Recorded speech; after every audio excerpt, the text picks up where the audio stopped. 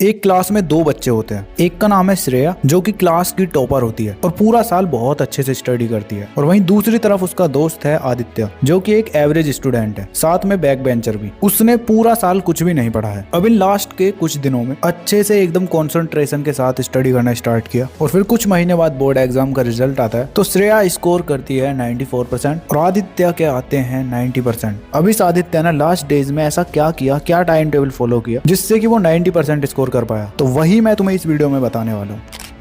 So hi everyone, this is Mukul Bhardwaj और आज की वीडियो में हम बात कर रहे होंगे क्लास 9th एंड 10th के टाइम टेबल के बारे में। वही स्केड्यूल और टाइम टेबल जो आदित्य ने फॉलो किया था, और अगर तुम भी इसको फॉलो करते हो तो तुम भी गारंटीड 90% स्कोर कर रहे होगे। तो सबसे पहले कमेंट करके बता दो तुम्हारी प्रिपरेशन कैसी चल रही है। अब जैसे जैसे एग्जाम पास आते गए तो आदित्य ने अपने रूटीन में इन 4 मस्ट डू थिंग्स को ऐड किया जो कि सबसे ज्यादा इंपॉर्टेंट थी उसके टाइम टेबल के लिए, और उन थिंग्स के बाद उसने टाइम टेबल बनाया। इसी सीक्वेंस में ये वीडियो रहने वाली है। तो सबसे पहले मस्ट डू थिंग्स जिसमें उसने अपने आप को पॉजिटिव अफर्मेशन देना स्टार्ट किया। वो डेली रात को सोते टाइम और सुबह उठते टाइम अपने आप को बोलता, हाँ मैं 90% लेकर आऊंगा, हाँ मैं 90% लेकर आऊंगा। अब ऐसा ही तुम्हें करना है। तुम्हें ऐसा नहीं है कि पूरे टाइम बोलना है, बस दिन में 2 बार बोलो, एक तो सुबह उठते ही और एक रात के टाइम। तुम्हें बस ये पॉजिटिव अफर्मेशन अपने आप को देनी है। वो शाहरुख खान का तुमने डायलॉग सुना है ना, वही तुम्हारे केस में अप्लाई होगा। नेगेटिव थिंकिंग बिल्कुल भी मत लाओ अपने माइंड में। इसके बाद सेकंड मस्ट डू थिंग उसने अपनी स्टडी में ऐड की जो कि है आवर ऑफ पावर स्ट्रेटजी। अब ये क्या है, अगर इस वीडियो में एक्सप्लेन करूंगा तो वीडियो ज्यादा लंबी हो जाएगी। इसके लिए मैंने ऑलरेडी एक वीडियो बना रखी है, तो इस वीडियो के बाद जाके देख लेना, चैनल पर अपलोडेड है। अब थर्ड मस्ट डू थिंग थी स्टडी मटेरियल। एनसीईआरटी को तो वो कर ही रहा था फॉलो, मतलब स्कूल में थोड़ा बहुत तो पढ़ा ही रहे थे। उसके साथ साथ उसने 2 चीजें ऐड की, PYQs and sample question paper. NCERT से उसकी थ्योरी स्ट्रांग हुई, पीवाईक्यू से उसे अपने पेपर का लेवल का पता चला, किस लेवल के क्वेश्चन आते हैं, और सैंपल क्वेश्चन पेपर की हेल्प से उसने अपने पेपर का पैटर्न पता करा। तो उसने तो ये सब चीजें अलग अलग ली थी, लेकिन तुम्हें इसके लिए टेंशन नहीं लेनी है, तुम्हें ये सब एक जगह मिल रहा होगा। अब उसके लिए लेना है तुम्हें ये पीडब्ल्यू का boards booster book.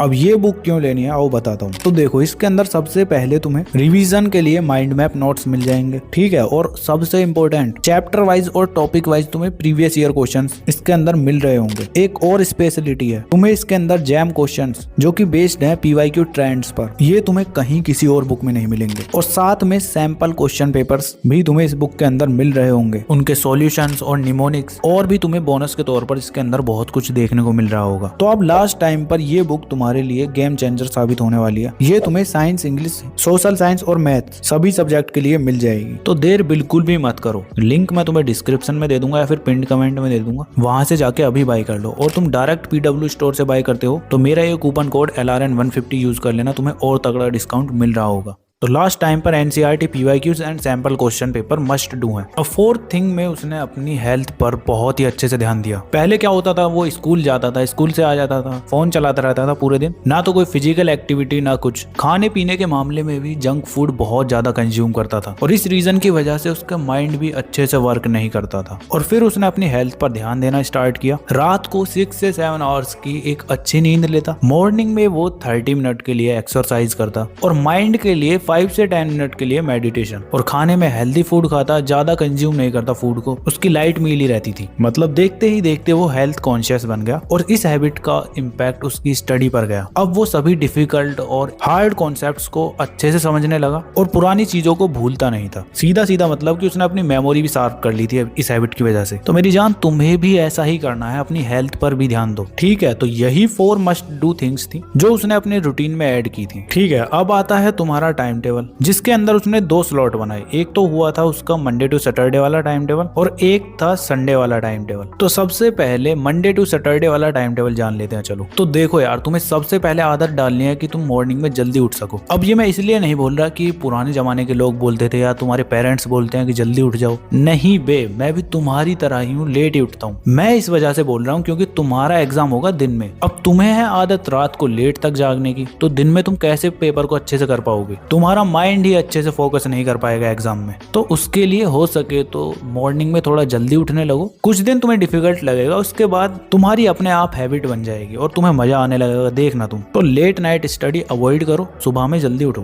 Because paper तुम्हारा मॉर्निंग में ही होगा, ना कि इवनिंग में या फिर नाइट में। इसीलिए अभी से हैबिट डालनी है, ठीक है। तो मॉर्निंग में कितने बजे उठना है, तो सिंपली तुम 5 o'clock उठ रहे होगे। उसके बाद तुम 15 मिनट के अंदर फ्रेश वगैरह हो आके नेक्स्ट 10 से 15 मिनट की मेडिटेशन करोगे और फिर बैठ जाओगे स्टडी करने के लिए। और वो टाइम होगा तुम्हारा 5:30 से 7 AM तक। अब इसके अंदर तुम एक ऐसा सब्जेक्ट उठाओगे जो तुम्हारा थ्योरी वाला हो या फिर तुम्हें हार्ड लगता हो, मतलब उसके अंदर तुम्हें रट्टा मारना है। सिंपली अपने हिसाब से तुम अरेंज कर सकते हो। और अगर मेरे हिसाब से जानना चाहते हो तो अभी बने रहो, वीडियो के लास्ट में बताऊंगा, ठीक है। उसके बाद तुम ब्रेकफास्ट करोगे 30 मिनट के अंदर, ब्रेकफास्ट वगैरह कर के मतलब स्कूल के लिए रेडी होके स्कूल के लिए निकल जाओगे। स्कूल टाइम मैंने तुम्हारा मान लिया है 8 AM से 2 PM तक। इस टाइम पीरियड के अंदर तुम अपने स्कूल पहुंच जाते हो, वहां से आ जाते हो घर। अब इसके बाद स्टार्ट होता है तुम्हारा आफ्टरनून स्लॉट। इसके अंदर तुम स्कूल से आने के बाद ब्रेक लोगे, जिसके अंदर तुम लंच वगैरह कर के फिर से स्टडी करने के लिए बैठ जाओगे। अब इस टाइम पर तुम एक ऐसा सब्जेक्ट पकड़ोगे जिसके अंदर तुम्हें अपने कॉपी पर पेन चलाना होता है, मतलब तुम्हारा माइंड अच्छे से काम करना चाहिए। इस टाइम पर थ्योरी वाला सब्जेक्ट बिल्कुल भी मत उठाना, बिकॉज दोपहर के टाइम में तुम्हें नींद आएगी। तो क्वेश्चन सॉल्विंग वाला कोई सब्जेक्ट उठा लेना, ठीक है। अब ये टाइम पीरियड तुम्हारा 2:30 से 4 PM तक होगा। उसके बाद इवनिंग में तुम निकल जाओगे ट्यूशन के लिए। तो ट्यूशन टाइमिंग तुम्हारी हो जाती है 4:30 से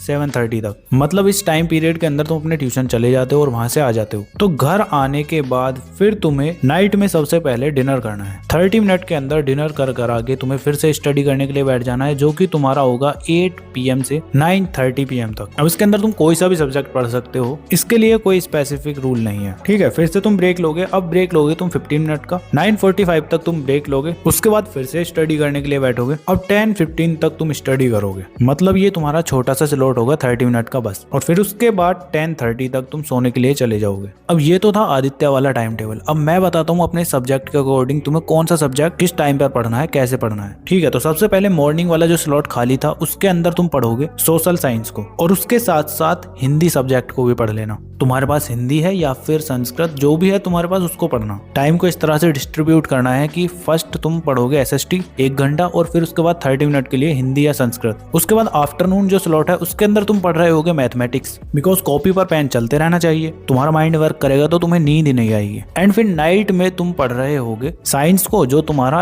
8 PM से लेकर 9:30 तक, उस स्लॉट में तुम साइंस को ही पढ़ रहे होगे, ठीक है। फिर आता है तुम्हारा जो छोटा स्लॉट था 30 मिनट का, उसके अंदर तुम अपनी इंग्लिश को पढ़ोगे। और इस तरह से तुम्हारा ये मॉर्निंग रूटीन वाला time table Monday to Saturday का कंप्लीट हो जाता है। अब देखो, तुम में से कुछ बच्चों को डाउट होगा कि भैया किस तरह से पढ़ेंगे, किन चैप्टर्स को पहले करें और कैसे सिलेबस कंप्लीट होगा। तो उसके लिए भी मैंने ऑलरेडी वीडियो अपलोड कर रखी है। ये 20 से 25 डेज के अंदर तुम्हारा सिलेबस कंप्लीट करा के दे रही होगी ये वीडियो, वो भी क्वेश्चन प्रैक्टिस और रिवीजन के साथ। तो इसको भी देख लेना इस वीडियो के बाद। अब जो इवनिंग वाले बच्चे हैं वो इसका अपोजिट कर देंगे। जो सब्जेक्ट उनको आफ्टरनून में पढ़ने थे वो मॉर्निंग में ही पढ़ लो। तो इवनिंग का तुम्हारा ये कुछ टाइम टेबल होने वाला है। जब ये हो जाता है तो उसके बाद आता है तुम्हारा संडे का टाइम टेबल। संडे में क्या आदित्य फॉलो करता था, चलो बताता हूँ। तो संडे में वो जितना भी उसने पूरे हफ्ते में पढ़ा है ना, सबसे पहले उन सभी चीजों का रिवीजन करता था और फिर उसके बाद बैठता था क्वेश्चन प्रैक्टिस करने के लिए, जो कि सैंपल क्वेश्चन पेपर्स की हेल्प से करता था। अब क्वेश्चन प्रैक्टिस के लिए मैंने ऑलरेडी तुम्हें बता ही रखा है कहाँ से कैसे करनी है, और जैसा कि तुम्हें भी पता है वो पूरा साल पढ़ा नहीं, तो जितना भी उसका छोटा मोटा बैकलॉग था ना वो संडे में उसको कंप्लीट करता था। तो मेरी जान, तुम्हें भी ऐसा ही करना है, बस संडे में यही चीजें करो, तुम्हारे लिए इनफ है। अब इसमें टाइम टेबल की बात करें तो तुम रिवीजन करोगे, मॉर्निंग में जल्दी उठ जाना, 6 AM पर तुम उठ रहे होगे, 6:30 तक मेडिटेशन वगैरह करा के